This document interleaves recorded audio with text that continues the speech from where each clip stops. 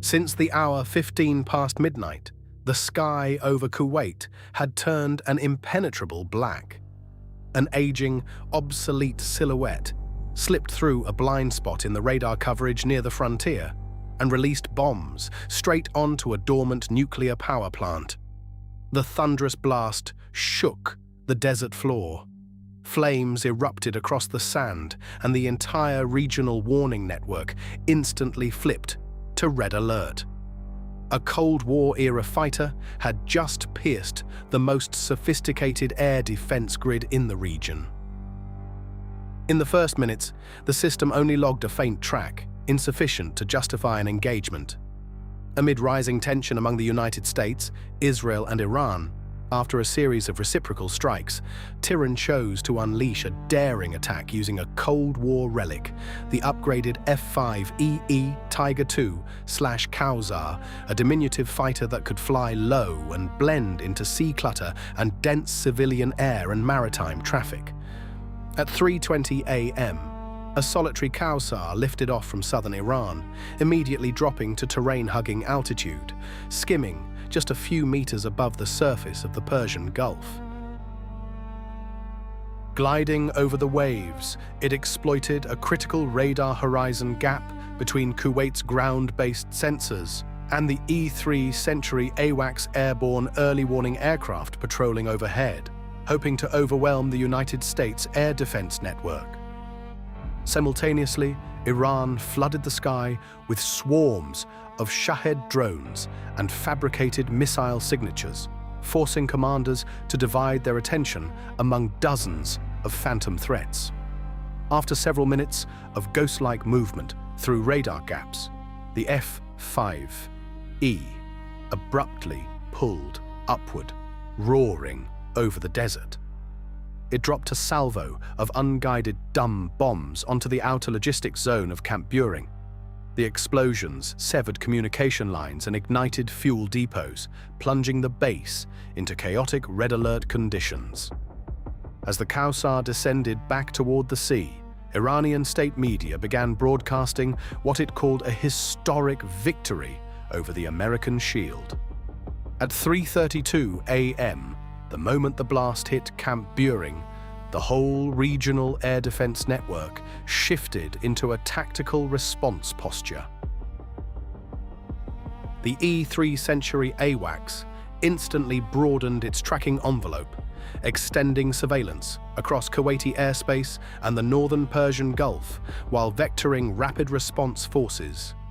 F-35, a Lightning II, and F-15E Strike Eagle aircraft, already conducting combat air patrol in the surrounding area, were immediately rerouted into the suspected engagement zone, forming a multi-layered aerial containment ring at different altitude bands to block every possible escape route.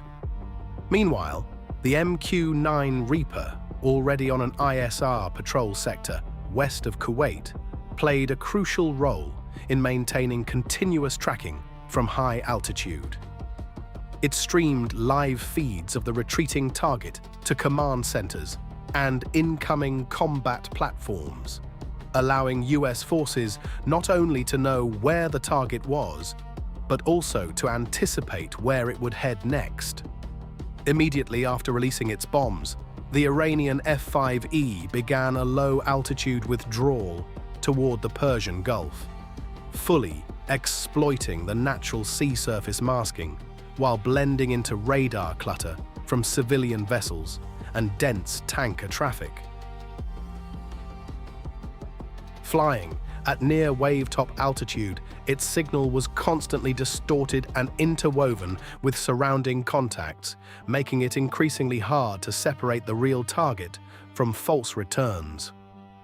During the early chase phase, the F-35A repeatedly achieved radar lock and targeting cues through fused data from the AWACS and the MQ-9, yet it could not engage.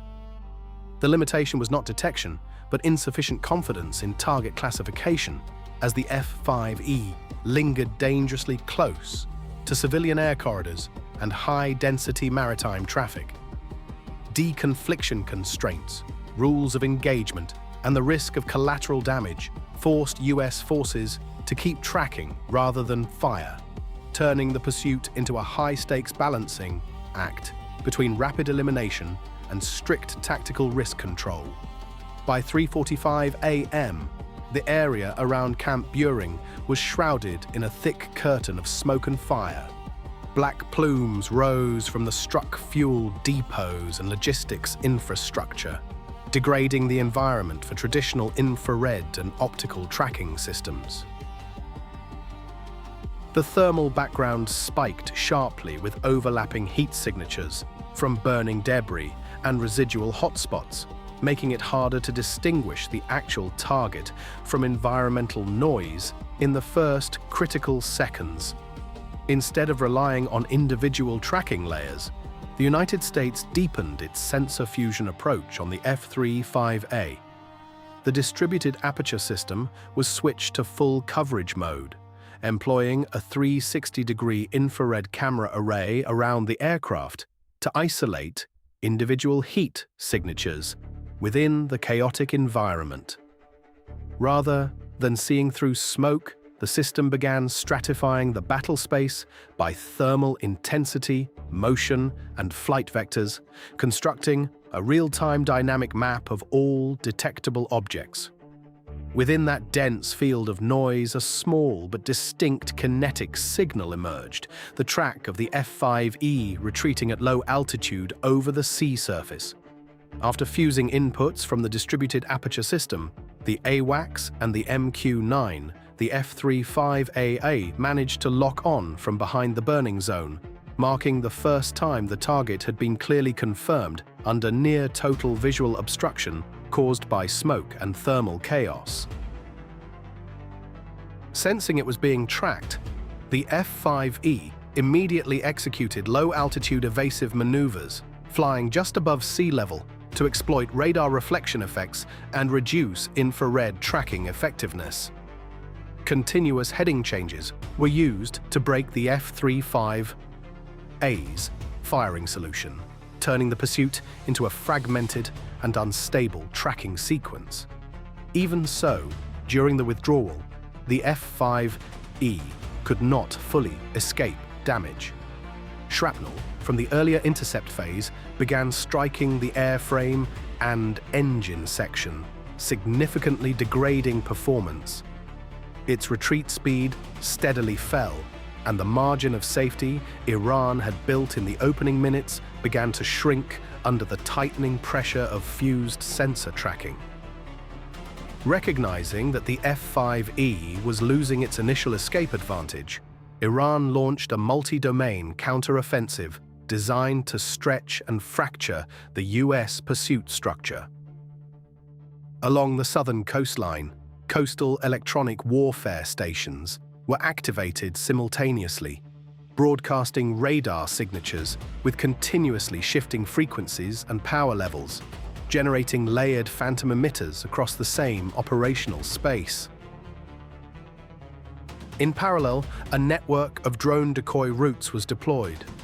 Low-cost unmanned aerial vehicles flew along multiple vectors, not to strike, but to replicate radar return signatures resembling the real target.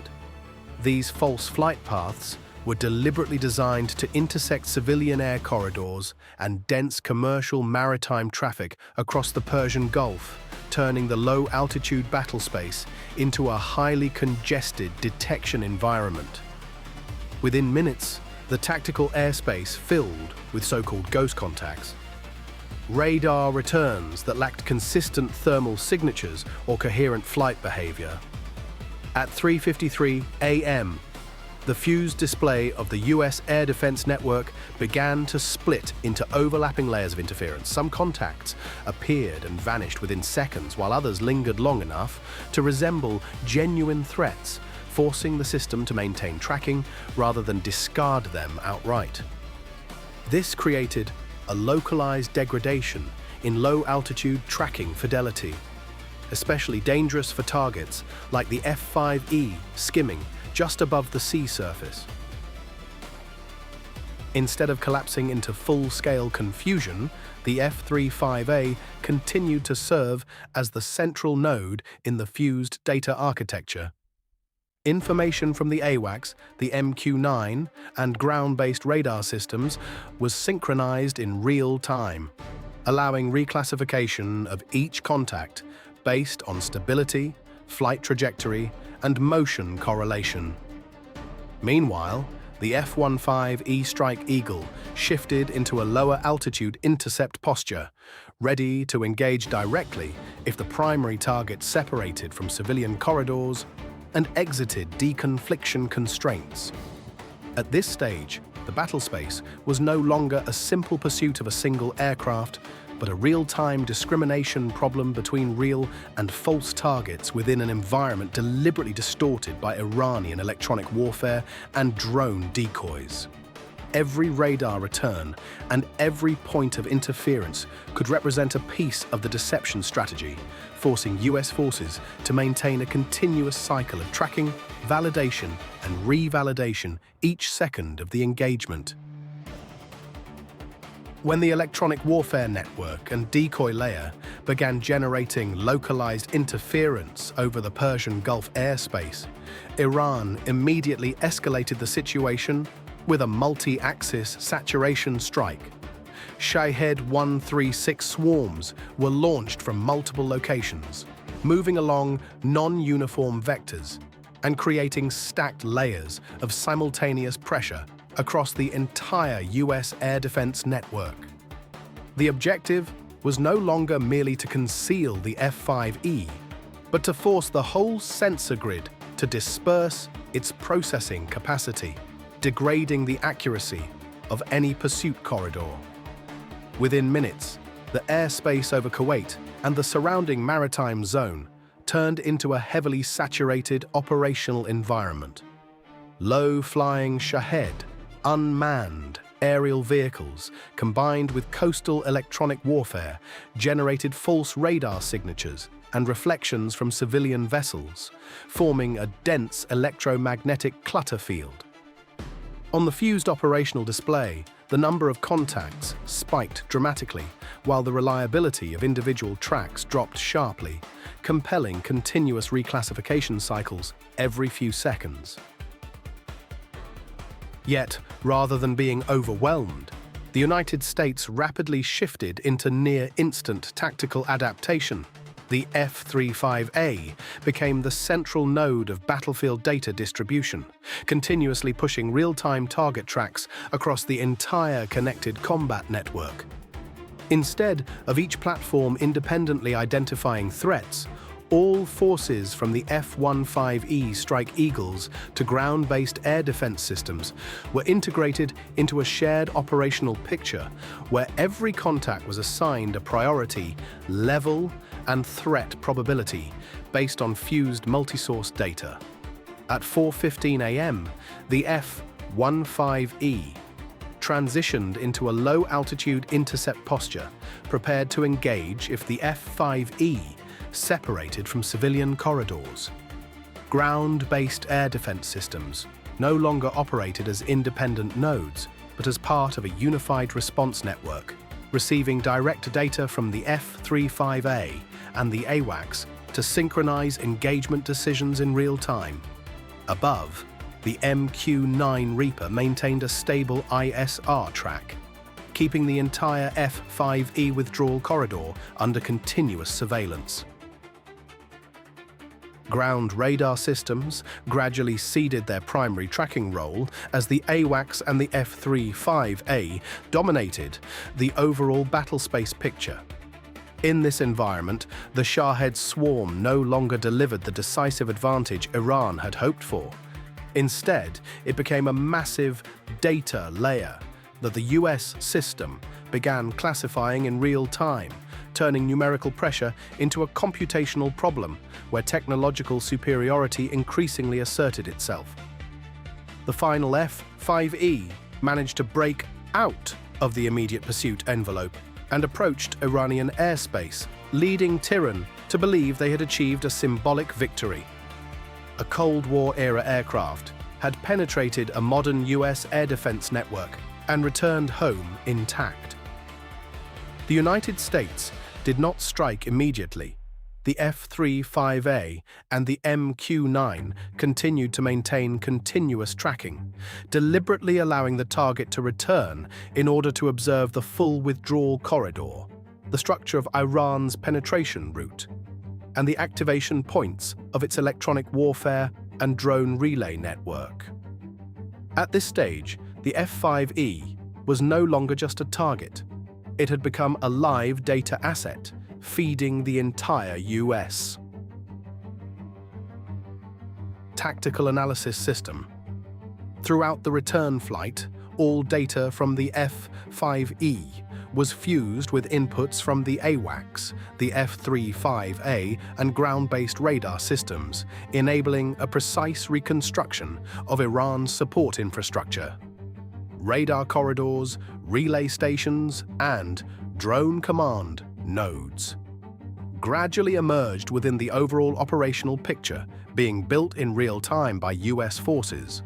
The F-5E had safely returned, and the counter-strike began. Tomahawk missiles launched from US naval vessels in the Gulf struck coastal Iranian targets, hitting radar corridors, relay stations, and drone coordination centers. Simultaneously, F-35A and F-15E platforms executed precise sea-based operations to eliminate the supporting nodes that had enabled the F-5E's penetration of the defense network. Combined with cyber operations that disrupted command and control systems, Iran's entire penetration architecture began collapsing layer by layer. The D system was not an independent, all-seeing eye, but part of a fused sensor network where all data was integrated into a single operational picture. That night, Iran believed the fires at Camp Buehring would blind US forces. What they did not realize was that the F-35A had been tracking the F-5E long before it emerged from the smoke. Iran had shown that even a Cold War-era fighter could bleed a superpower if used intelligently, but inflicting damage is not the same as winning a war. Tehran thought they had outplayed the United States with outdated hardware. In reality, the United States was operating a fully integrated command and sensor fusion architecture.